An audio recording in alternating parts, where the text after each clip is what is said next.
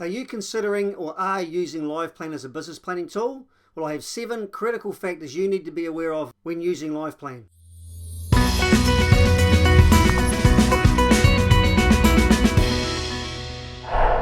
Hi there, Neil Sinclair from Libabun. We're Liberators of Abundance. We help small businesses grow, automate and thrive. We are certified expert advisors with an online business planning tool called LivePlan.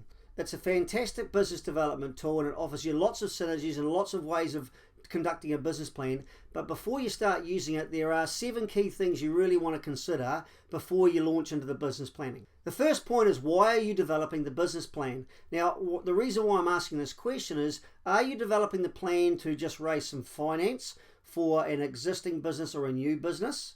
Or, as we recommend at Libabun, are you going to get a lot more serious about your business and actually implement a proper business planning system into your business that you can use on a daily, weekly, monthly, quarterly basis to help develop your business so that you can coordinate your team properly and give everyone the right direction and you're all heading in the same direction as far as your business development strategies. So the first thing you need to do is make sure you're clear on the reason for developing this plan. If it's just to raise finance, then you need to do a lot less in this plan versus what we're proposing you do, and that is you use the plan as a proper business development tool in your company, in which case there's a lot more detail involved, and we show you how to do that on our business planning course that we run at Libabun. The second key factor is around consideration if this is a new or existing business that you're doing a plan for. If it's a new plan, there are a number of factors you need to be aware of. First of all, you're not going to have any accounting history. So you won't be using any online software that LivePlan syncs with, such as Xero, which is Xero.com spelled with an X, X-E-R-O, and or QuickBooks. Now, there's a link for the two of those below this on the video. So if you've got no accounting history, therefore you don't have to worry about syncing that part of it to your LivePlan, and you've only just got to worry about doing your forecasting moving forward as you grow your plan. So it makes your planning a lot simpler. If, however, it's for an existing business and you do have an accounting history, in other words, you've got trading history before doing this plan, then hopefully you're on an online planning tool like Xero or QuickBooks. And if you're not, I strongly suggest you get onto that now and do that first before you start doing the syncing. And what you can do is you can actually sync in, you can import in a lot of your history for the last few years into your plan, and it'll use those guidelines as your criteria for setting out your revenue streams, as well as your cost of goods sold and your direct costs and other financial factors, so that you can actually properly plan and compare your actual results or your historical results with your forecasted results, which is the ones you want to achieve in the future. Now, the third point, and probably the biggest point I want to make about this whole video, is that business planning should be a key business system in your business. Now, most business owners pay lip service to business planning, unfortunately. They put more time into planning their holidays than they do planning their business on an annual basis, which is a very sad state of affairs. So a proper business planning system, when you do this correctly, and we teach you this on our Libabun LivePlan course, is you should be doing the plans in LivePlan allow you to do a plan for either 3 or 5 years.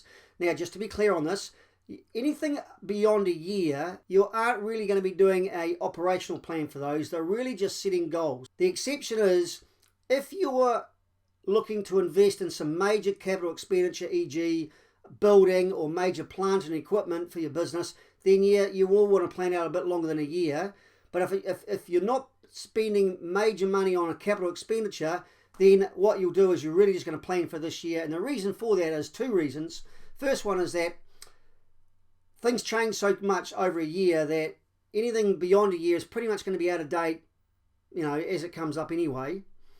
And secondly, if you're working with us and we're doing the LivePlan training course with us, your beliefs, your skills, your knowledge about your business is going to change immensely over the first few months in doing this course. Your goals are going to change anyway. So why go beyond a second and third year other than just aspirational reasons for that? However, for the first year, we definitely want to put in place a proper business planning system, which means you have your annual plan with all your goals in there. We break those down to 4 90-day plans or 4 quarterly plans. We break those quarterly plans for this quarter down to 3 monthly plans, and we break the monthly plans down to weekly plans and the weekly plans down to daily plans. Now, I'm not saying you're going to be doing business planning activities daily. Okay, you should be planning daily, but however, look, each week you want to be spending about 5 hours a week working on your business. So this is the development strategies you need to apply to grow your company or systemize it in some way, shape or form. The other 40, 50, 60, 70 hours a week that you're working, whatever it is for you, you can use that time to work in your business, doing your day job and doing your admin and the other things you need to be doing. But you must put in 5 hours a week with you and your team to actually work on your business strategies. That is the key to success. The fourth point I want to make is there are fantastic synergies available to you through the Live Plan planning tool by bringing together and syncing together your qualitative data with your quantitative data. Now, your qualitative data is all the things like your demographics for your target markets, the history of your business, your team, your personnel, the assets you're using, all those things you put into your plan to give people an understanding, particularly finances and shareholders and other team members, an understanding of the overall situation of the business. Your quantitative data is all your financial data and your marketing and sales data. So look, even though the quantitative data is predominantly financial numbers, just remember there's other forms of numbers in your business as well around marketing, sales, customer services, customer retention, all those sort of things that aren't exactly financial data, but they are very important data for you to look at. The best part about the quantitative data with Live Plan is that it allows you to bring in your actual accounts, which is what you've been doing historically. So you're doing your accounts every month, and you're looking at the results for your accounts on a monthly basis, and you're comparing that to your forecast to see how optimistic you were or how pessimistic you were with your planning.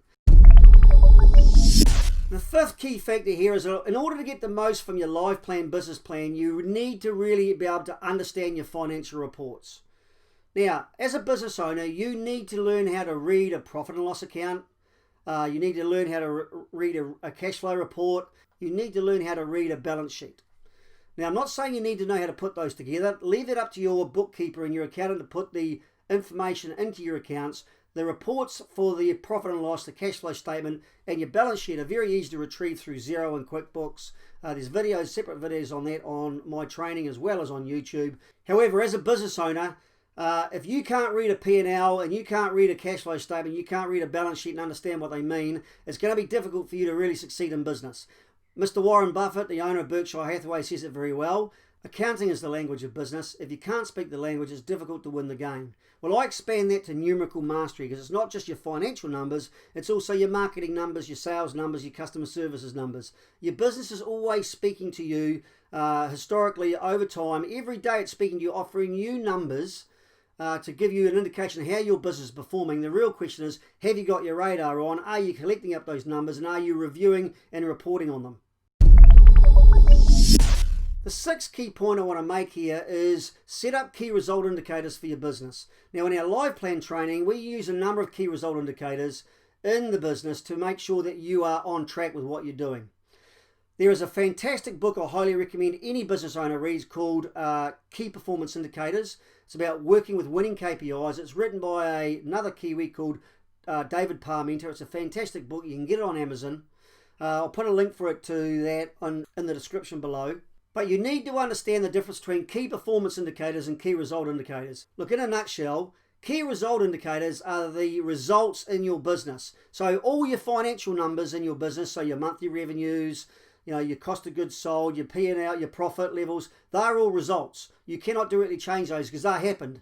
There are financial numbers that have been achieved through making sales and doing conversions and a range of other things. Your key performance indicators are the things you can work on today or at most this week, never longer, to actually change the way where your business is going and make a difference in your company. So there are things like making a number of phone calls in a day, speaking to a certain number of customers in a day. All these things that you can actually affect today that will have an effect on the outcomes of your business further down the track.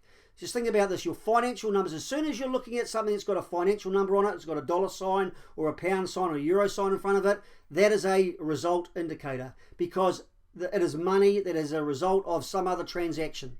Now, there are a number of key result indicators we require all our clients to do on the Live Plan training. They are monthly revenues and sales, monthly cost of goods sold or direct costs. You then get your monthly gross profit and your monthly gross profit margin. So you want to know your monthly gross profit margin as a percentage of your overall monthly revenues. You want to look at your monthly operating costs and your monthly operating costs as a percentage of overall sales. You also want to look at your net profitability and your net profit as a percentage of sales. We also want to look at how much cash you've got in your bank, because if you run out of cash, you're broke and you're doomed. Cash is the lifeblood of every business. And we also want to look at cash in your tax account. So any tax that you're collecting for your tax department, then you need to put that into a separate tax account that's not in your operational spending account, so you don't spend it. As a business owner, if you're going to play your part in our society to actually help pay for the hospitals and the schooling and the roads, and you want to have all your team being healthy people, and you want to have the benefits of what our economies offer to us as citizens, then we need to be paying our taxes. The seventh point is, if you're serious about using the live plan to actually grow your business, then you must use the milestones to plan out your business development. Look, in the live planning course, we give our customers access to over 500 business development strategies. Yes, one of the skills there is to actually identify which are the best business strategies for you.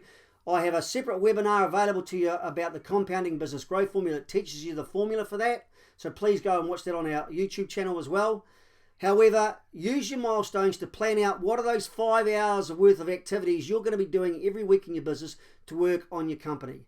Now, if after seeing these 7 key things you think, do I just want to do a live plan, or should I look at the templated system that the LibBun team offer, where we give you a much more in-depth experience with your live plan training, and it actually empowers you to grow much, much, much faster in your business. We've achieved outstanding results with our customers that have been using these templates. Then you can have a look at that through the link below in the description box.